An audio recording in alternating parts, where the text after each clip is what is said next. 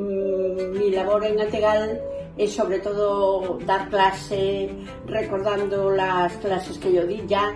Yo era catedrática de Historia y Geografía y Arte en el Instituto de Pontepedriña. Y bueno, estuve allí una serie de años. En total me jubilé con casi 40 años de servicio.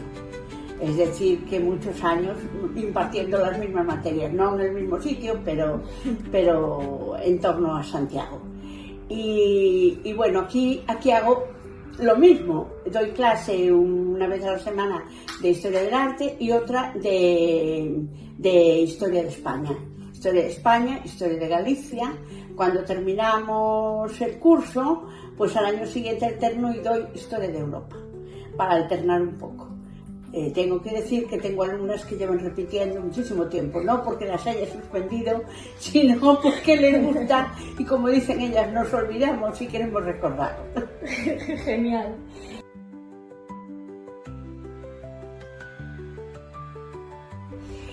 Pues bueno, a mí el bachillerato ya me gustaba. Ya sabéis que el bachillerato en nuestros tiempos era mucho más largo, era desde los 10 años hasta los 16, 17, por ahí, que hacíamos la entrada a la universidad. El curso se llamaba entonces preuniversitario, no como se llama ahora bachillerato, ¿no? Y después se llamó POU. Bueno, pues entonces tenía una profesora muy buena de Santiago, que era una profesora que a su vez tenía una hermana de matemáticas también, pero la profesora de historia, llamada Maruja, era una profesora excelente. Se veía también que tenía verdadera pasión por la historia. Y aunque el libro era horroroso, porque tenemos que decir que eran unos libros en blanco y negro, con un papel oscurísimo, las fotografías pequeñitas, no se veía nada, me gustó mucho. Y empecé yo a leer todo lo que podía sobre historia del arte. A los 13, a los 14 años ya me gustaba, la verdad es que sí.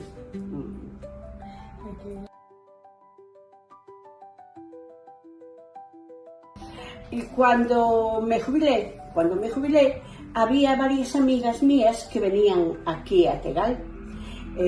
Siempre oí hablar de las aulas, le llamamos las aulas, que le llamamos muchas veces nosotros, porque son aulas de la tercera edad. Y entonces, pues como ellas venían, yo también vine y me ofrecí voluntaria.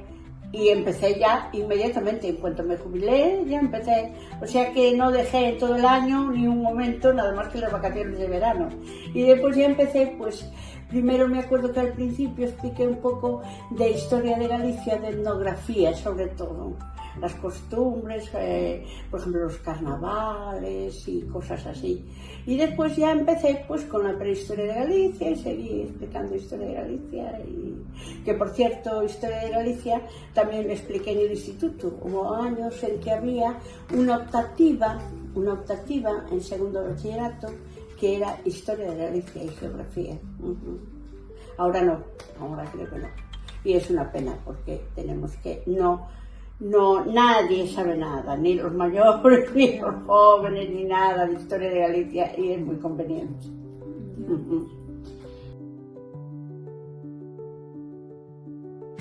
Pues, entre otras cosas, estoy con personas de mi edad, en este caso del voluntariado, y son grandes amigas, es decir, adquirí 200 amigas y amigos, aunque ya sabéis que en las aulas hay muchas más mujeres que hombres, pero muchas nos hicimos muy amigas, vamos juntas a excursión o a tomar un café o a pasear por Santiago, e incluso tenemos hecho, bueno, yo ahora hace desde el COVID para acá no viajé así al extranjero, pero antes sí viajaba al extranjero también una vez al año y esas cosas.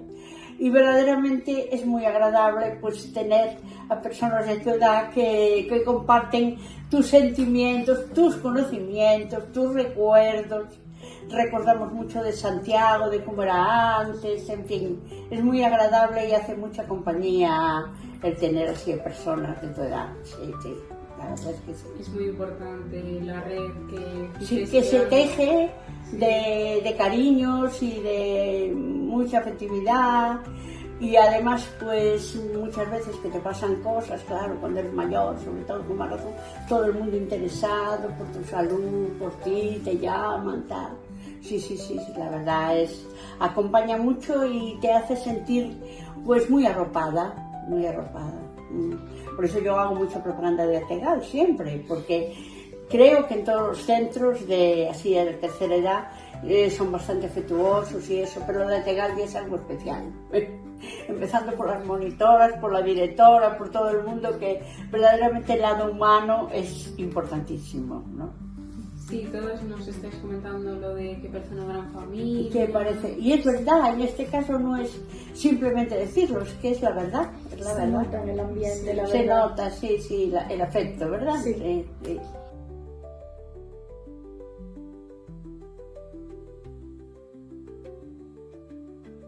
Yo sí, siempre pienso, vamos a ver, que interesarse por los demás te obliga a ti mismo a olvidarte un poco y a sobrepasar esas obsesiones que tienes, esos problemas, hoy, qué tal, qué cual, y te abres a los demás y te notas que estás haciendo algo bueno que te compensa. Y entonces es una manera de ser feliz. Yo comprendo que hay mucha gente que no puede, le agobia tanto el día a día, le agobia tanto los problemas que tiene encima, que no se los saca de encima. Bueno, hoy en día vosotros todos sabéis lo difícil que es ganar el pan, lo difícil que es atender a los hijos, en fin, muchísimas cosas que te van surgiendo, ¿no? Pero el dejar un poco eso de lado, tu propio yo, y dedicarte a entrar en el mundo de los demás y a acompañarlos, esa generosidad te compensa. Te sientes mucho mejor tú, mucho más llena, mucho más. A mí siempre me consoló mucho el poder ayudar, sí. Y muchas veces pues pienso que con la palabra se ayuda muchísimo. No solo comprendiendo, escuchando, sino también yo soy la típica que me encantaría leerle a las personas y eso, ¿no? Y charlar sobre un libro y, en fin, acompañar así a la gente, ¿no? Esa gratitud que mencionan muchos voluntarios que se siente cuando crees que estás haciendo algo realmente útil y beneficioso para otra persona, que al final te acabas sintiendo tú también. Exactamente, ahí está. El voluntariado tiene eso, tiene como una carga de aprecio del tiempo que tú gastas. Sin embargo, hay gente que se resiste porque piensa que es tiempo perdido, que no tiene valor. Y sí que tiene valor, vaya, sí tiene valor, sí que tiene. Sí, yo lo comprendo, pero perfectamente porque, vamos a ver, ya, no hablando de gente sanas, pero sí de gente que están enfermas, a nuestra edad tenemos tal, es decir, hablando de gente enfermas, pues el hecho de que se interesen por ti, que se pongan a tu nivel, que se pongan a tu lado, eso ya en el fondo va curando la enfermedad. Muchas veces la enfermedad tiene un componente psicológico, no cabe duda. ¿Cuántas veces dicen, hay que animarse, tienes que animarte, que si no, no curas, etc.? No. Pero es que el hecho de que esa persona te esté animando, que te esté ayudando, que te hable de una cosa, de otra, que te distraiga en una palabra, te puede llevar a sanar, a sentirte mejor, a enfrentar mejor tus enfermedades.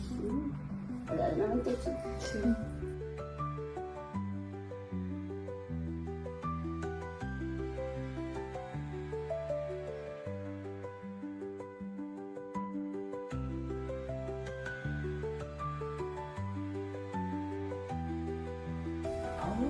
Eso es muy difícil, y así, de buenas a primeras. Bueno, se me vienen algunas a la cabeza. Marie Curie, como decimos todas, María Curie, extraordinaria. Y después diréis vosotros, qué salto enorme, bueno, extraordinaria por el tesón, por la fuerza, por los años y años que trabajó. A veces estoy pensando en cómo obtuvo ella el material radiactivo, cómo consiguió tenerlo, tratando tostando, podemos decir, kilos y kilos y toneladas de un mineral que se llamaba pechblenda, hasta que consiguió lo mínimo de radioactivo que había en esas toneladas. Conviviendo con su marido, que era un hombre muy trabajador y muy inteligente también, que murió bastante pronto, pero toda su vida trabajando. Es una gran mujer, no cabe duda. Pero después iba a dar un salto tremendo, me permitiréis. Yo adoro Frida Kahlo también, porque Frida Kahlo es un ejemplo de esto que acabamos de decir: sobrepasar sus terribles enfermedades a base de echarlo fuera, de pintar, de ponerse al lado de los demás, de todas esas cuestiones. Vosotros fijaros, yo no sé si sabéis un poco la historia de Frida Kahlo, la gran pintora mexicana, que de muy jovencita, cuando venía de la universidad, aparte de que había sufrido polio, atravesó una barra de un tranvía en un accidente terrible. Estuvo en cama un montón de tiempo. Fue cuando su madre le colgó un cuadro y le puso un espejo, y ella empezó a autorretratarse, a hacer autorretratos, y a partir de ahí siguió. Y ella se comenta a sí misma y sus problemas como un ejemplo para las mujeres, como un ejemplo de lo que sufrimos, de los sufrimientos, de cómo echarlos fuera muchas veces, así. Yo también la admiro muchísimo, me parece genial, y por el colorido ya no digamos, es un colorido brillante, espectacular. Sí. Y no puedo seguir hablando de muchas más que también me interesan. Reinas de España, extraordinarias. Bueno, ¿qué os diré de las mujeres? Bueno, una cosa interesantísima. El otro día hicimos una presentación de una fotógrafa americana que vino en los años 20. Estuviste, no sé si estuviste. Y es otro ejemplo, ¿no? Venir desde Nueva York, enviada por la Sociedad Hispánica de Nueva York, a retratar Galicia. Bueno, pues gracias a ella conocemos toda una etapa de los años 20 de historia de Galicia que quedó ahí ya para la historia para siempre, que vamos siempre, montones de mujeres que gracias a Dios se van descubriendo,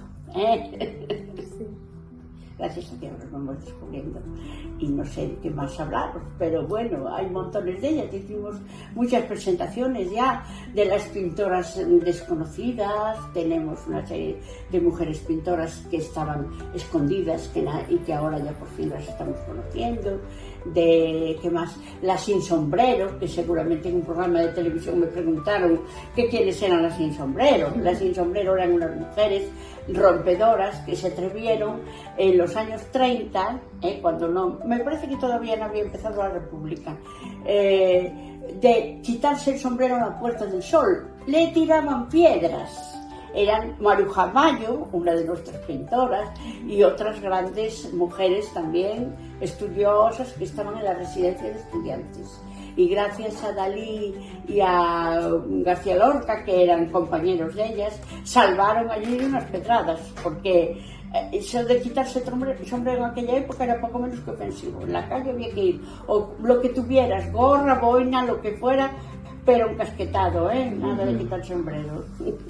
Bueno, y ninguna más, ya no decimos más, hay muchas. Hay que recuperar a las mujeres y su talento. Sí. Muchas gracias, Victoria. Tú también eres una gran mujer, la verdad. Bueno, sí.